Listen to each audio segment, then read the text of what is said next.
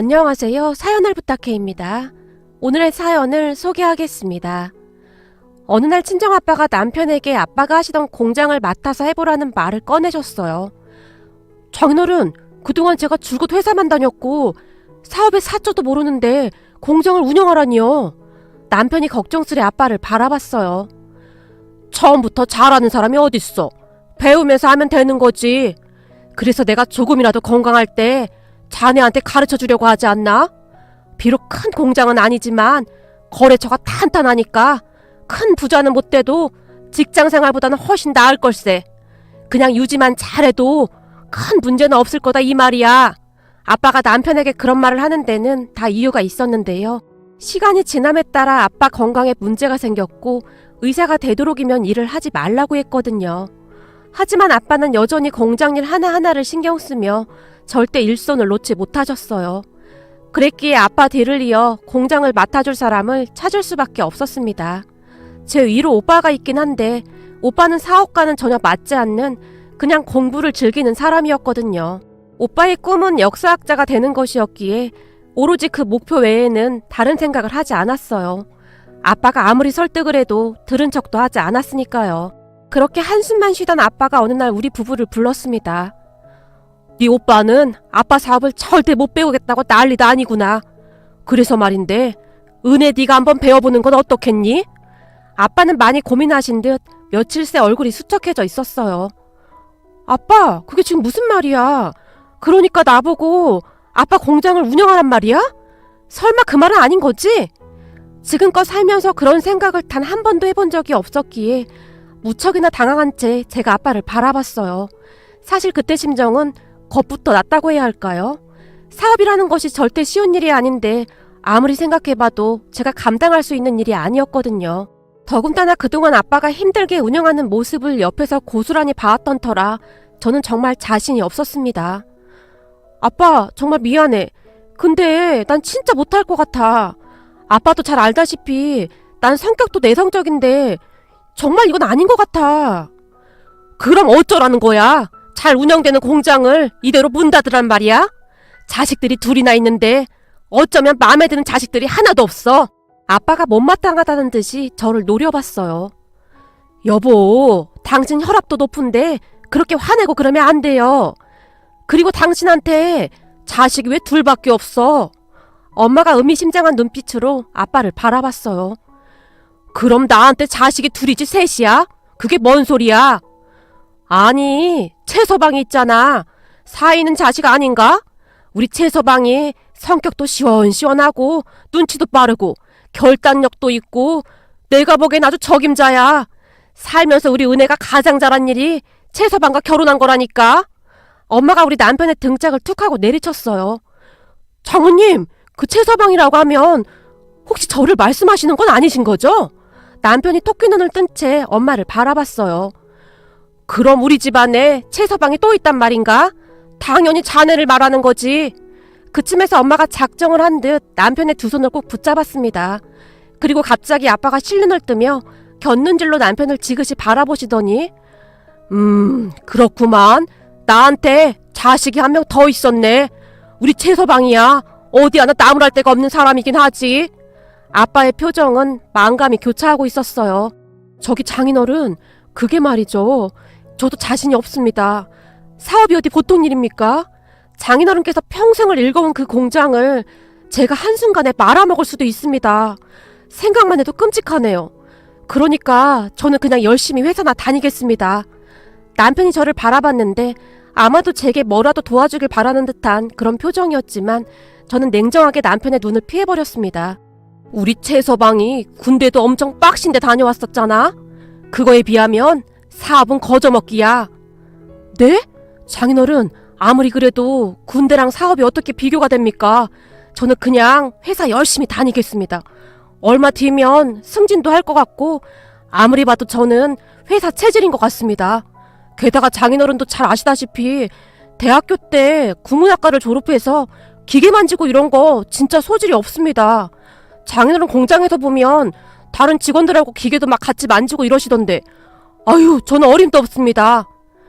자네 회사 다녀서 얼마나 받고 있나? 이 사업은 말이야, 잘만 하면 월급의 10배, 아니 그 이상도 더 받을 수 있어. 모름지기 가장이 그 정도 희생은 해야 하지 않겠나? 아빠가 헛기침을 하시며 넌지시 남편을 바라봤어요. 네? 그게 우린 지금 버는 돈으로 아주 만족하며 살고 있습니다. 둘이 같이 맞벌이해서 여행도 자주 다니고 있고 맛집도 찾아다니고 있고 주말이면 영화도 보고 워라밸을 즐기고 있는데 아유, 장인어른 저는 진짜 이 생활에 아주 만족합니다. 남편이 간절한 눈빛으로 아빠를 바라봤어요. 최서방, 자네 이 정도밖에 안 되는 사람이었나? 남자가 말이야, 배포가 커야지. 나중에 우리 은혜가 임신이라도 하게 되면 그때는 어쩔 텐가? 그럼 자네 혼자 벌어서 먹여 살려야 할 텐데 그 돈으로 우리 손주를 먹여 살릴 수나 있겠나? 아빠가 다시 헛기침을 하며 곁눈질로 남편을 바라봤어요. 그게 회사에 출산휴직계도 있고 하니까 괜찮을 것 같은데요? 안 그래 여보? 남편이 간절한 눈빛으로 제게 도움을 요청하고 있었어요. 하지만 가만히 생각해보니 부모님의 말씀이 틀리지 않다는 생각이 들었어요. 오빠와 저보다는 남편이 성격도 좋았고 판단력도 좋았거든요. 회사에서도 다른 사람들보다 승진이 빠른 편이었으니까요. 그래서 저는 저 대신 남편이 아빠의 후계자가 되도록 응원해 주기로 했습니다. 아니죠. 남편이 아니면 제가 대신 할 수밖에 없는 상황이었기에 제게는 선택의 여지가 없었다는 말이 더 맞겠네요. 그러게, 역시 우리 엄마가 사람 보는 눈이 있었어. 이래서 연륜을 절대 무시 못한다니까. 내가 아까부터 곰곰이 생각을 해봤거든. 근데 아무리 생각해봐도 당신이 적임자 같아. 역시 내가 결혼을 참 잘했다니까. 그지 아빠? 내가 이렇게 훌륭한 신랑감을 안 데려왔으면 어쩔 뻔했어? 은혜야, 1억이야? 남편이 저를 있는 대로 노려봤어요. 자기야, 나도 사모님 소리 좀 들어보자. 그리고 앞으로 돈 들어갈 일이 한두 가지가 아니잖아. 그러니까 자기가 아빠를 잘 도와드려. 이런 기회가 어딨어? 그러면 아빠도 좋고 자기도 좋고 금상첨화네. 제가 호들갑을 떨어댔어요. 엄마와 제 응원에 힘을 입은 아빠는 남편을 후계자로 결정하신 듯 했어요. 그래, 결정했다. 최서방이 잘 해주리라 난 믿네. 자네라면 충분히 잘 해낼 걸세. 장인어른, 저는 정말 자신이 없긴 합니다만 한번 생각은 해보겠습니다. 남편이 기어들어가는 목소리로 겨우 말을 했어요. 그런 남편을 보며 약간은 미안한 생각이 들었어요. 아빠, 근데 용수 오빠 말이야. 아빠 공장에서 일한 지 꽤 오래됐잖아. 그럼 전반적으로 일도 많이 할 텐데 용수 오빠한테 맡기면 되는 거 아니야? 내가 볼 땐 용수 오빠가 딱 적임자구만. 용수 오빠는 제 사촌 오빠로 큰아빠 아들입니다. 그동안 아빠와 같이 꽤 오랜 기간 동안 일을 해왔기에 그 누구보다도 공장 일을 많이 알고 있었거든요. 내가 그동안 어떻게 운영한 공장인데 그게 그렇게 쉽지가 않은 거야. 아빠가 갑자기 긴 한숨까지 내쉬었어요. 뭐야, 아빠 설마 반드시 아빠 아들딸이 물려받아야 한다는 그런 조선시대 생각을 하고 있는 거 아니야? 요즘 보면 전문 경영인도 많이 있잖아. 사고를 조금만 바꾸면 그거 아무것도 아냐. 그런 건 아닌데 난 우리 최서방이 해줬으면 좋겠구나. 우리 최서방 정도가 돼야 내가 믿고 맡기지. 아빠가 제 말은 들은 척도 하지 않은 채 그 말만 되풀이할 뿐이었어요. 그렇게 우리 남편은 하루아침에 아빠 공장의 후계자가 되었습니다. 직원이 50명 정도 근무하는 공장인데 그동안 아빠가 나름 탄탄하게 키워놓으셨기에 사실 잘만 운영한다면 직장 생활보다 괜찮은 건 분명했어요. 하지만 남편은 한동안 잠을 이루지 못할 정도였습니다. 어느 날 시댁에 가서 시부모님께 남편이 아빠 공장 일을 본격적으로 맡아서 하게 되었다고 조심스레 말을 꺼냈습니다. 어머님, 아버님, 우리 아빠 건강이 안 좋아지셔서 아빠가 공장을 이 사람한테 맡긴다고 했어요. 갑작스레 얘기가 된 거라 미리 말씀을 못 드렸어요. 미리 말씀 못 드려서 죄송해요. 제가 어렵게 말을 꺼냈습니다. 뭐? 우리 아들이, 그러니까 여기 최성민 씨가 사돈 공장을 물려받는다 그 말이냐? 네, 잘 알다시피 우리 오빠랑 저는 그쪽으로는 영 소질이 없잖아요. 그나마 이 사람이 성격도 좋고 이래저래 제일 안심이 된다고 부모님께서 이해한테 부탁했어요. 아니, 아무리 그래도 그렇지 이건 좀 아니지 않니? 생각해봐라. 국어 국문학과 나와서 맨날 소설이나 쓴다고 그러다가 어렵게 어찌어찌 대기업에 들어가긴 했다만 난 아무리 봐도 우리 아들이 공장 운영을 잘 할 수나 있을지 걱정이 되는구나. 바깥 싸더니 그 공장을 얼마나 애지중지 키웠는데 그 누구보다도 우리가 잘 아는데 그거 홀라당 말아먹으면 어떻게 하냐? 이거 진짜 아닌 것 같다 얘. 시어머님의 얼굴에는 근심이 가득해 보였어요. 뭐야 엄마, 아무리 그래도 엄마 아들한테 말을 너무 함부로 하는 거 아니야? 아니 내 말은 그게 아니라 이 공장 운영한다는 게 어디 보통 일이니? 근데 네가 그 공장을 운영하겠다고? 기계에 기자도 모르는 네가? 너 가만히 생각해봐. 완전 기계치에다가 멀쩡한 것도 건드려서 다 고장내는 마이너스 손이잖아. 거기다 맨날 그 뭐냐 똘스도인가 뭔가 그 양반 책만 끼고 살던 네가 공장을 운영한다고? 네가 기계를 어떻게 만져? 아무래도 이건 아닌 것 같다. 시어머님께서 걱정스레 남편을 바라보셨어요. 엄마, 그리고 똘스토이가 아니고 톨스토이거든? 남편이 뾰루퉁한 표정으로 시어머님을 바라봤는데요. 그 순간 옆에 있던 시누이가 한마디를 덧붙였어요. 그러게, 오빠 전등도 무서워서 못 가는 사람이 그걸 어떻게 하려고 하는 거야? 내가 봤을 때 이건 그냥 게임 오버야, 게임 오버. 언니, 잘 생각하세요. 오빠가 한 달 안에 공장 기계 보고 기겁해서 도망 나온다에 한 표 걸겠습니다. 뭐야, 어떻게 된 게 내 편이 하나도 없어. 몰라, 난 이미 회사에 말했으니까 이제 되돌릴 수도 없어.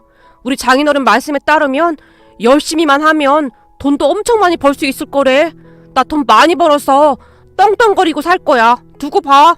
시댁 가족들이 남편을 계속 무시하는 것에 대해 오기가 생겼던 것인지 남편이 이를 악물었어요. 그렇게 남편은 우리 부모님의 전폭적인 지지를 받으며 아빠 공장에서 업무 전반적인 것을 배우기 시작했습니다.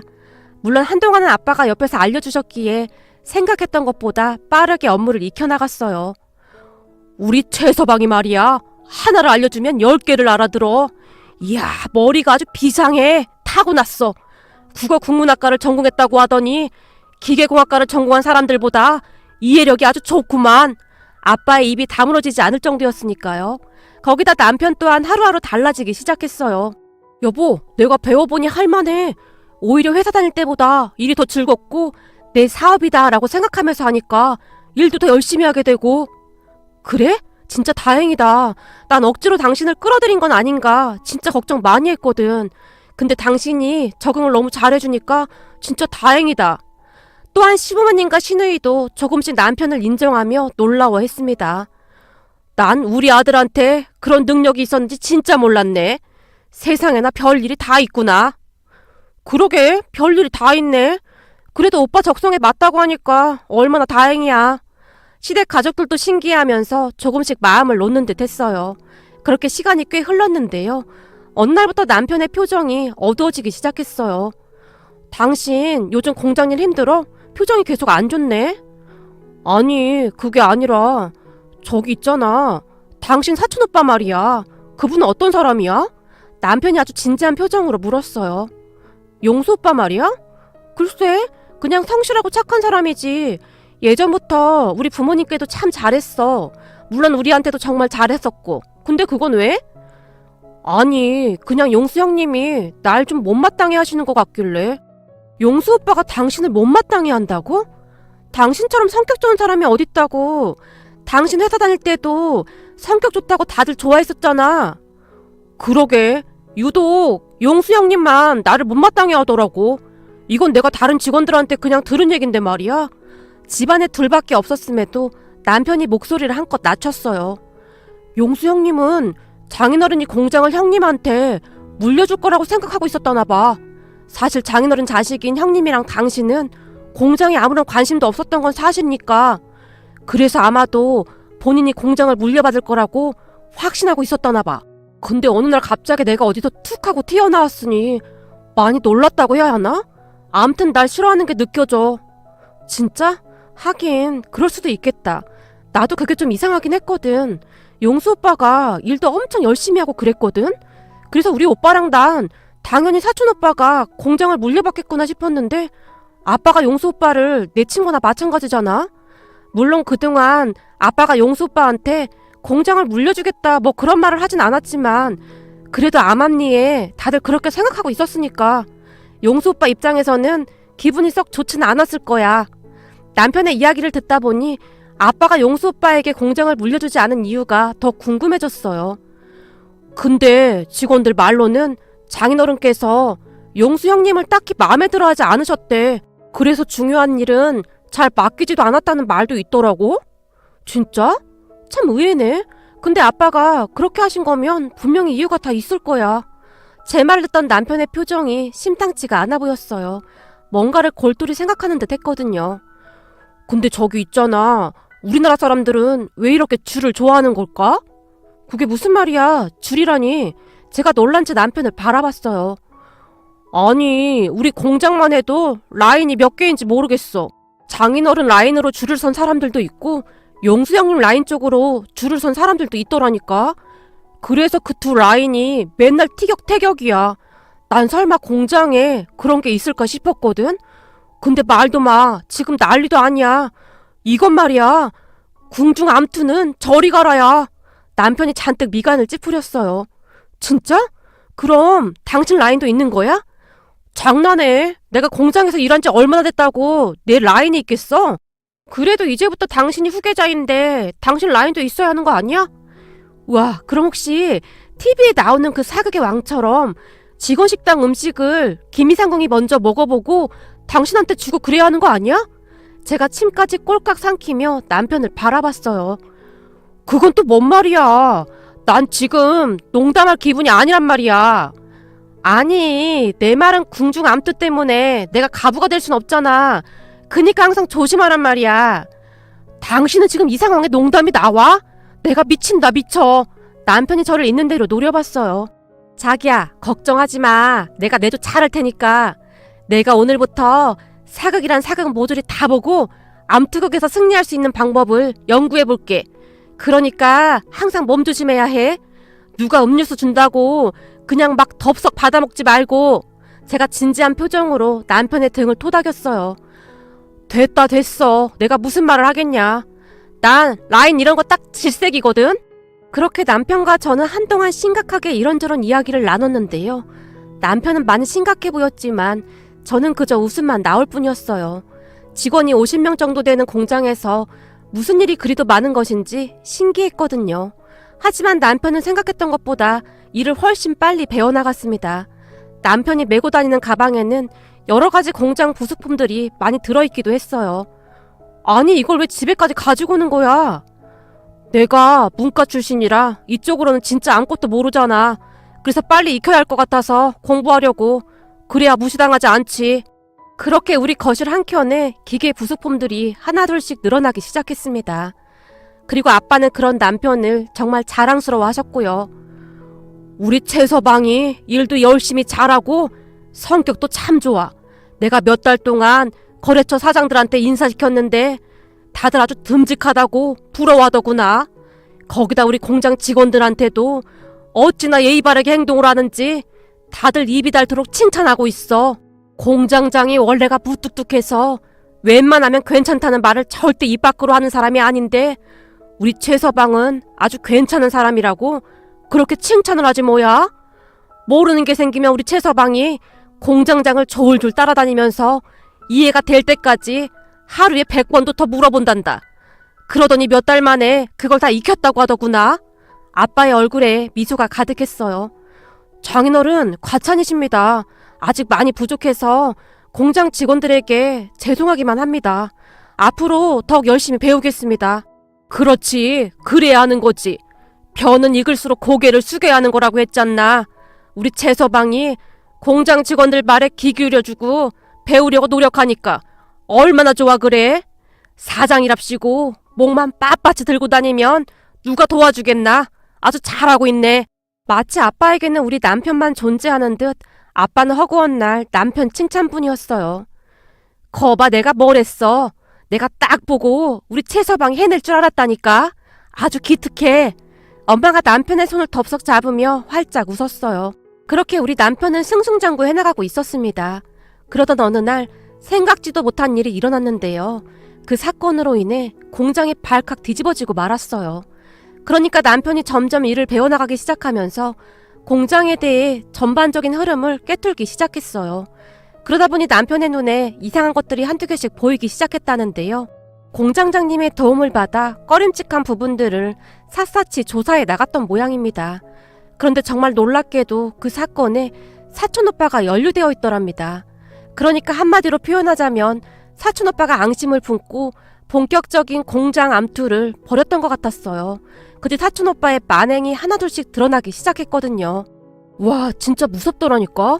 내가 공장 일을 조금씩 맡아서 하면서부터 거래업체에 보내줄 대금도 계속 미루고 내가 그런 지시를 내렸다고 거래업체에 이상한 소문도 내고 게다가 내 지시사항이라고 오랫동안 거래해오던 업체랑 계약이 끊어진 것도 있더라니까?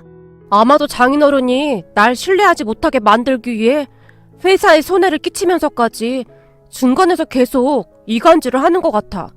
요즘 장인어른이 날 보는 눈빛도 좀 이상하고 암튼 사촌형님이라 어디다 말하기도 그렇고 참 난감하네. 진짜? 아니 그 공장 안에서 별일이 다 일어나는구나? 내가 공장을 안 맡길 잘했지. 아유 생각하기도 싫다. 근데 얘기 듣고 보니 사촌오빠 너무 괘씸하네? 내가 아빠한테 말할까? 아니 그러지 마. 그러면 나도 같은 사람 되는 거니까. 남편이 급히 손사래를 쳤어요. 그러던 어느 날 정말 뜻하지 않게 한 직원에 의해 공장 암투가 종지부를 찍게 되었는데요. 퇴근 후 남편이 맥주를 마시면서 조용히 말을 꺼냈어요. 아무래도 용수 형님 앞으로 회사 다니기 어려울 것 같아.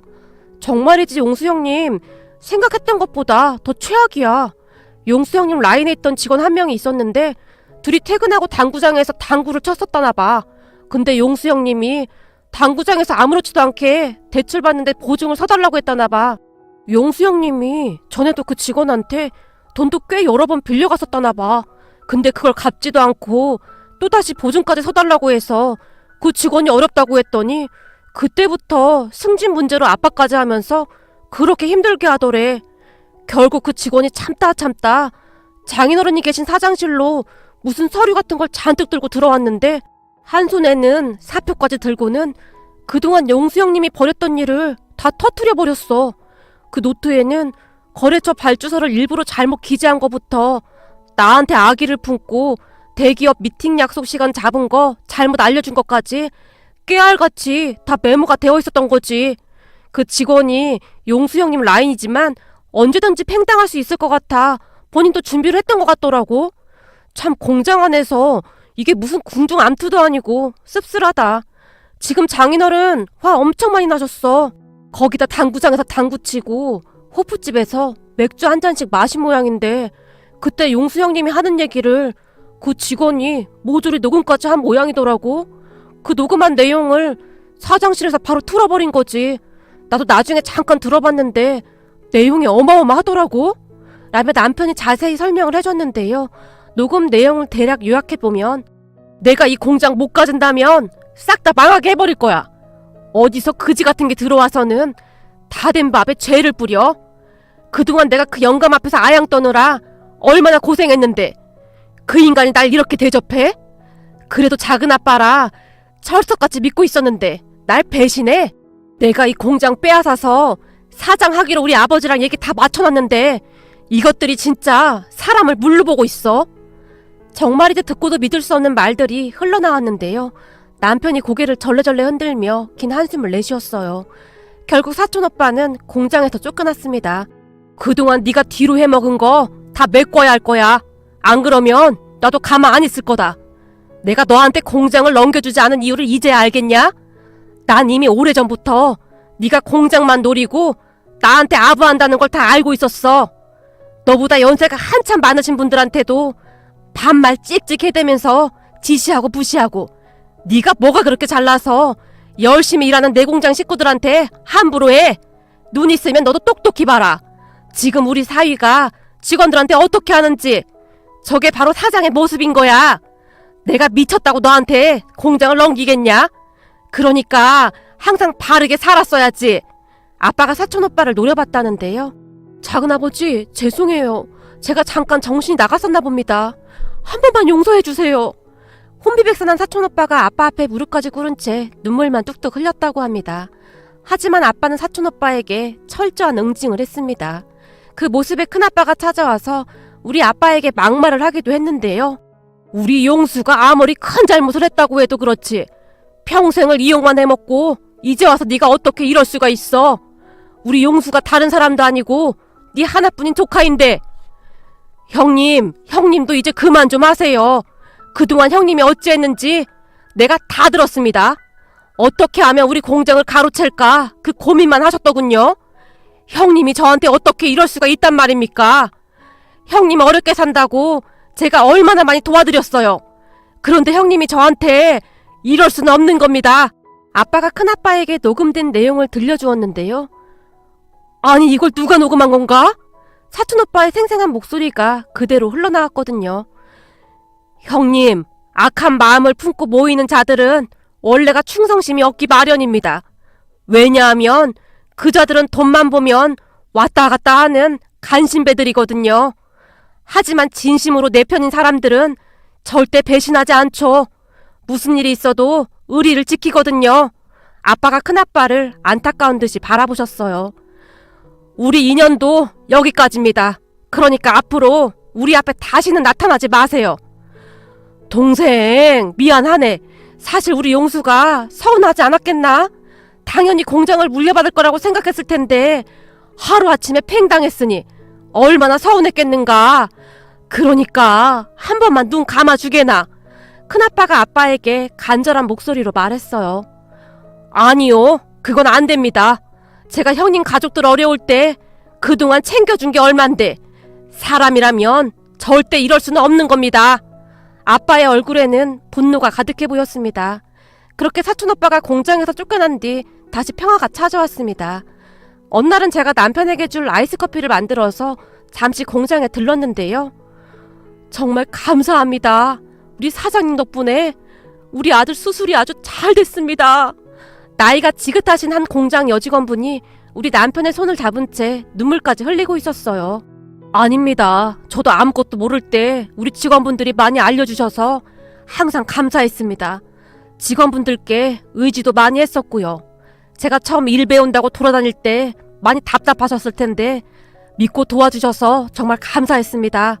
제가 이 회사 잘 운영해서 우리 공장 가족들이 즐겁게 일할 수 있도록 항상 노력하겠습니다. 정말 고맙습니다. 남편 먼저 떠나보내고 홀로 힘들게 아들을 키웠는데 갑자기 백혈병에 걸려서 눈앞이 깜깜했습니다. 수술비도 수술비인데 병원비도 어찌 감당해야 하나 걱정하다가 혹시 몰라 사장님께 말씀드렸는데 잠시도 망설이지 않고 도와주셔서 정말이지 너무나 놀랐습니다. 제가 이 은혜는 살면서 평생 갚겠습니다. 어르신의 눈에는 눈물이 그렁그렁했어요. 남편은 그 뒤에도 공장 직원들을 챙기며 잘 운영하고 있습니다. 남편의 행동은 아빠의 모습을 그대로 빼다 박았다고 해도 과언이 아니었는데요. 아빠가 공장을 운영하시면서 매달 보육원에 후원하던 것이 있었는데요. 그것도 그대로 유지하고 있습니다. 물론 저도 대찬성한 건 말할 것도 없었고요. 전에는 말이야, 기부라든지 이런 거에 대해 잘 몰랐었는데 내가 가진 것을 나누는 건 참 행복한 일이야. 내가 준 장학금으로 보육원 아이들이 대학도 가고 병원도 다니고 요즘 난 정말 살맛이 난다니까? 난 요즘 장인어른께 너무 감사드려. 사람이 어떤 마음가짐으로 살아가야 하는지 몸소 보여주셨거든. 우리 장인어른 같은 분을 만난 건 내 인생에서 가장 큰 행운이야. 남편은 아빠가 하는 것이라면 무조건 따르고 믿었거든요. 사실 우리 아빠가 사회에 좋은 일을 많이 하신다는 것을 알고 있긴 했지만 그토록 많은 일을 하시는지는 오빠도 저도 잘은 모르고 있었어요. 그 모습들을 보며 아마도 우리 아빠가 남편을 선택한 이유도 그러한 것에 있지 않았을까 하고 생각해 봅니다. 받은 만큼 사회에 환원할 수 있는 그런 사람 말입니다. 오늘의 사연은 여기까지였습니다. 즐겁게 보셨다면 구독, 좋아요 부탁드립니다. 고맙습니다.